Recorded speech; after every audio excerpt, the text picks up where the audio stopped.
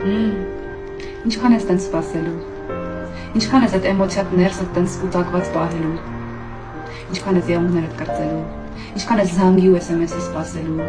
ինչքան ես նկարներ նայելու, ինչքան ես խոսքեր հիշելու, ինչքան ես խոստումներ հիշելու, տանջվելու, լավ, ինչքան ես պատրաստ հանուն քո առողջության վտանգել քո կյանքը, հանուն ինչի, լսի, հանուն ում, հանուն այն մարդու, որ կարողանում է գիշերները հանգիստ քնել,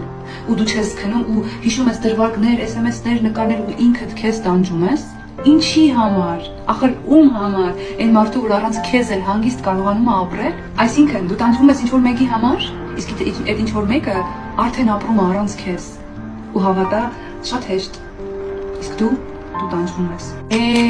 ուշքի արի, վերջապես բացի աչքերդ, կյանքդ առաջ է գնում, օրդ վերջանում է, ժամերդ սպառվում են, ամիսներն անցնում են, իսկ դու դրած մեղադրանքներ, խոսքեր, վիրավորանքներ եւ այլ, ինչի հետևից ես վազում, քեզ նայի, ինչքան սիրուն ես դու, ինչքան խելացի ես դու, ինչքան սիրված ես դու քո ընտանիքի, քո ընկերների, քո շրջապատի կողմից, ինչի համար ես տանջվում, վեր կաց քնիցդ վերջապես, եթե դու ինքդ քեզ չգնահատես, քեզ ոչ մեկ կյանքում չի գնահատի, հասկանում եմ սիրում ես, հասկանում եմ կարոտում ես, հասկանում եմ որ կյանքդ չես պատկերացնում տվյալ մարդու հետ, տվյալ աղջկա, տվյալ տղայի, բայց ուշքի արի,